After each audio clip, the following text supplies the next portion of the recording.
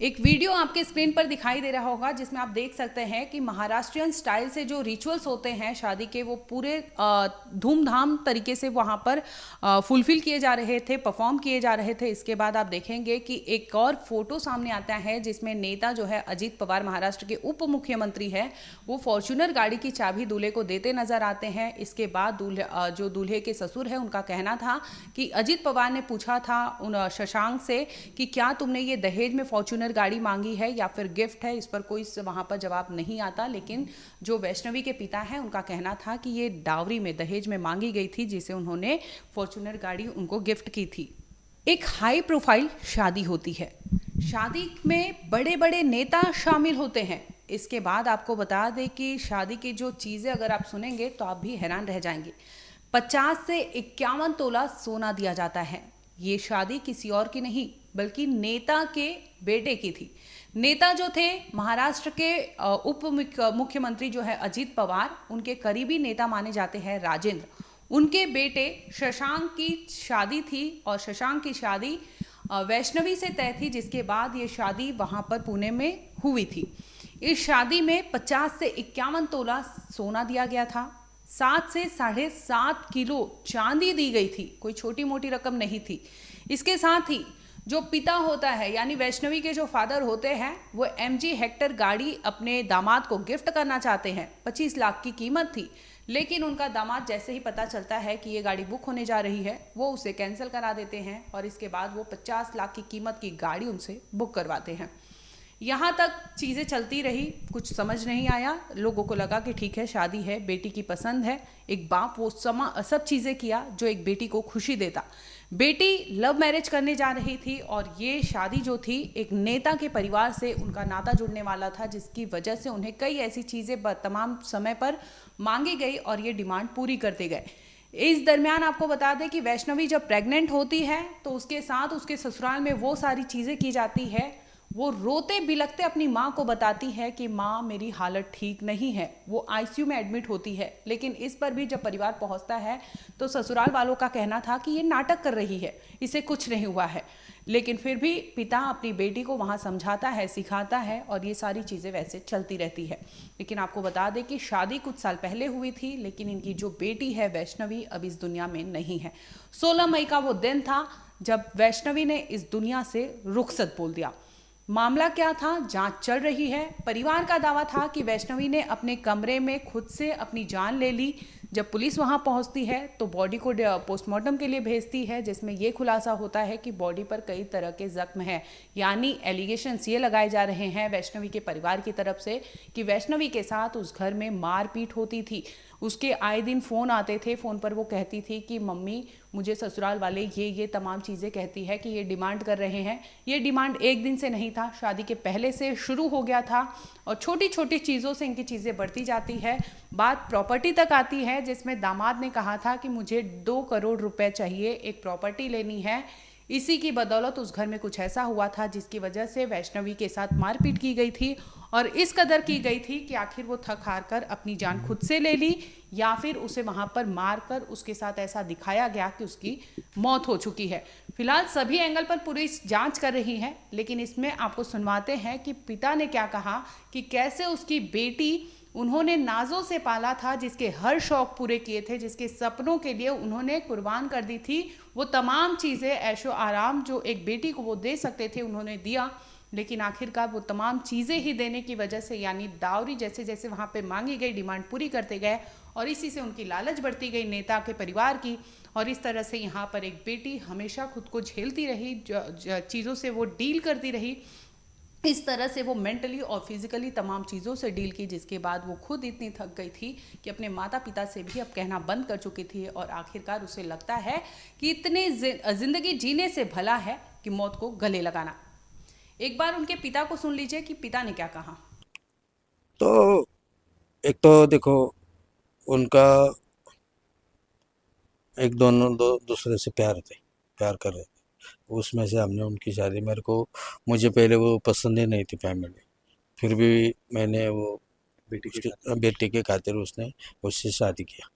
वो शादी में ऐसा तय हुआ कि 51 तोला सोना, चांदी का बर्तन 7 साढ़े 7 kg मैंने चांदी दिया। मैंने MG हेक्टर बुक की थी 25 लाख की, लेकिन उसने वो छोड़ के 50 लाख की फॉर्चुनर गाड़ी की मांग की, वो भी मैंने पूरी की। और सनेज वर्ल्ड सुस में बड़ी धूमधाम से मैंने शादी भी की करके दी। तो उसके बाद में 2-4 महीने में मेरे लड़के से ऐसा कुछ कुछ होने लगा कि वो मेरी घरवाली से बात करने लगी, उसकी मम्मी से, कि ऐसा ऐसा हो रहा है, वैसा वैसा हो रहा है। फिर वो नया नया था तो मैंने उसे उतना ध्यान नहीं दिया। फिर अधिक मास आता है, तो अधिक मास में मैंने जमाई को चांदी का वापस बर्तन दिया, उसको सोने की अंगूठी भी दी, कपड़ा लत्ता उनका जो मान सम्मान था वो भी दे दिया।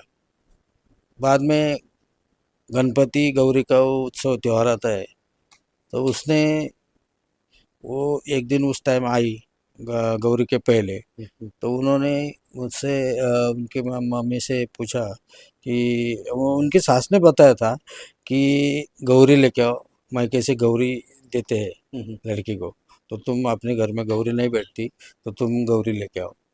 तो उन्होंने उनकी माँ को बोला गौरी, तो ठीक है बोला, गौरी दे देंगे। तो बेसिकली कैसा रहता है कि मिट्टी का गौरी रहती है घर में, मुखौटे बोलते हैं उनको, तो मिट्टी की रहती है, लेकिन उन्होंने वो ना मांगने से चांदी की गौरी मांगी। तो वो भी हमने सोचा कि चलो ठीक है, लड़के के कह दे, चलो लक्ष्मी है, अपनी लक्ष्मी जहाँ जा रही है तो जाने दो उधर, उनको दे दे दिया हमने, वो भी दे दिया गौरी लक्ष्मी, चांदी की लक्ष्मी भी दे दी। उनका वीडियो भी है मेरे पास। और उसके बाद दिवाली का त्यौहार का जो जो फराल रहता है वो ये वो सब दे दिया।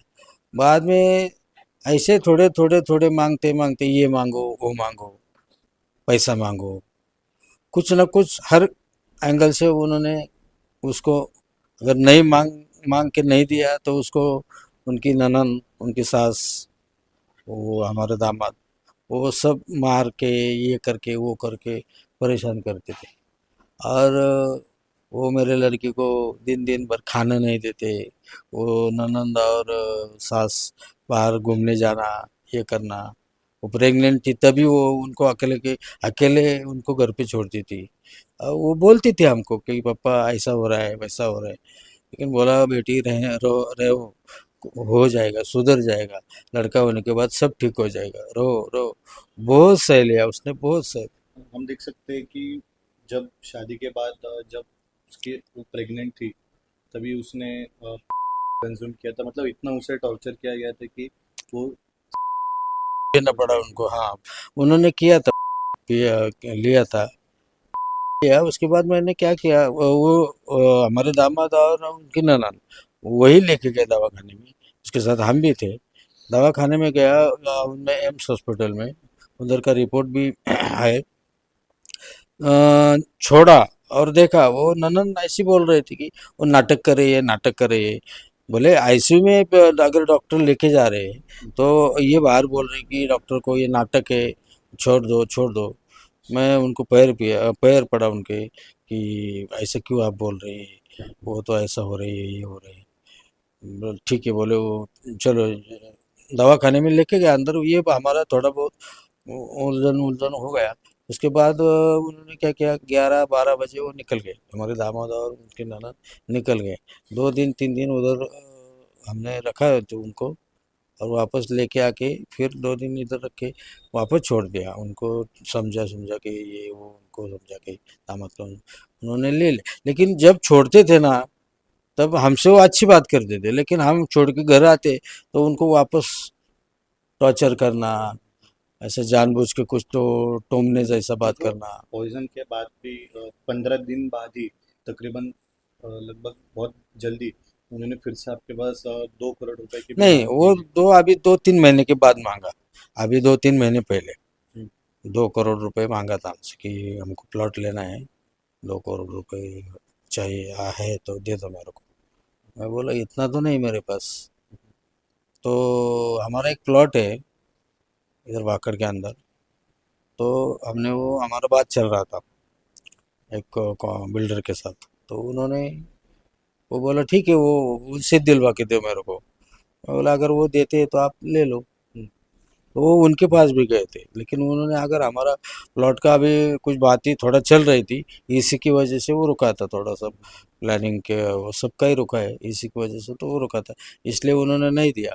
और उसी के वास्ते मेरे हिसाब से उन्होंने पैसा नहीं मिलने के कारण फिर से टॉर्चर किया और आखिर में आखिर में वैष्णवी ने अपना जीवन आत्महत्या खत्म खत्म कर दी। किया। हम देख सकते हैं कि जो राजेंद्र हगोनी है, जो वैष्णवी के ससुर है। ससुराल में थे, वो अभी एनसीपी के अजित पवार गट डिप्यूटी सीएम उनके पार्टी के एक नेता है। तो आपकी अभी क्या मांग रहेगी अजित पवार इनके पास कि क्या आपको न्याय मिलना चाहिए इसमें? मेरे दादा से ये की मांग है कि मेरी बेटी को न्याय दे दो। जो आपके कार्यकर्ता है मुंशी तालुके के बड़े ये है, प्रेसिडेंट। हाँ, तो उनको जल्द से जल्द उनके लड़का और उनको खुद को जल्द से जल्द इसमें गिरफ्तार गिरफ्तार कर। आपको बता दें कि वैष्णवी ने शादी शशांक से की थी। शशांक जो है एनसीपी के लीडर यानी राजेंद्र है, नेता हैं, उनके बेटे थे। राजेंद्र के 2 बेटे हैं, बड़े बेटे थे सुशील हैं और छोटे बेटे हैं शशांक। शशांक पूरा परिवार उनका वैष्णवी के साथ रहता था। वैष्णवी की उम्र 23 साल है। इस दरमियान बता दें कि उनके ससुराल में वैष्णवी के साथ चीज़ें अच्छी नहीं होती थी, मारपीट की जाती थी, उसे मेंटली और फिजिकली असॉल्ट किया जाता था। समय समय पर उसे कहा जाता था कि अपने पापा से ये मांगो, जिसके बाद वो अपनी माँ से कहती है। माँ और पिता उसे मिलकर समझाते हैं कि शुरुआत में चीज़ें ठीक नहीं होती। बात प्रेगनेंसी पर जब आती है तो प्रेगनेंसी के दरमियान भी उसके साथ चीज़ें अच्छी नहीं होती, जिसके बाद उसे अस्पताल ले जाया जाता है। अस्पताल में भी उसकी स्थिति ठीक नहीं होती। दूसरी ओर जो ननद है और सास है वो ताने मारती है, जिसके बाद उसके पापा समझाते हैं, जैसे तैसे इनका रिश्ता वहाँ चलता है। लेकिन फिर से वही रवैया अपनाते हैं ससुराल वाले, जिसकी वजह से वैष्णवी के साथ वहाँ पर मारपीट आए दिन की जाती थी। अगर वो डिमांड करते थे, वो चीज़ें पूरी नहीं होती थी, तो इसका बदला वैष्णवी के शरीर से निकालते थे, उसे चोट देते थे, जिसके पोस्टमार्टम रिपोर्ट में पुष्टि हो चुकी है कि वैष्णवी के शरीर पर कई चोट मिले हैं। इस मामले में पुलिस ने क्या कहा वो भी सुन लीजिए। इस गुने का तपास रिमांड बढ़ा के चल रहा है। उनका पहले पुलिस कस्टडी रिमांड 21 तक था, अभी 26 तक तीनों आरोपियों को रिमांड मिला है। और रिमांड के दरमियान उन्होंने जो 51 तोला सोना जो शादी में लिया था डाउरी बोल के, वो सोना कहाँ रखा है, कौन से बैंक में रखा है, उसके अगेंस्ट क्या लोन निकाला है, उसकी तहकीकात और वो बैंक को लेटर देके आगे के गुने के तपास के हिसाब से वो 51 तोला सोना एक गुने में जब्त करने के बारे में कार्रवाई की जाएगी। एक गुने में जो 4 व्हीलर दिया था शादी में, वो जब्त करने का काम पूरा हुआ है। इसमें जो बाकी 4 एक्यूज्ड, 2 एक्यूज्ड बाकी है अरेस्ट करने के, वो 2 एक्यूज्ड अरेस्ट करने के बारे में 4 टीम अलग अलग उद्देश्य तैयार किया है। उसमें क्राइम ब्रांच का टीम भी काम कर रहा है। वो अरेस्ट करने के हिसाब से और डिटेल इंक्वायरी के हिसाब से सीपी सर के अंडर उनके सुपरविजन है एक गुने का तपास चालू है। कब तक उनको अरेस्ट होगा और क्या कहना चाहिए? जल्द से जल्द वो आरोपी को अरेस्ट करने की हिसाब से पूरा टीम काम कर रही है। पूरी डिटेल्स और उनके नातेवाईक कहाँ कहाँ जा सकते हैं उसके बारे में सब डिटेल्स अलग अलग टीम काम कर रही है। जल्दी से जल्दी उनको अरेस्ट किया जाए।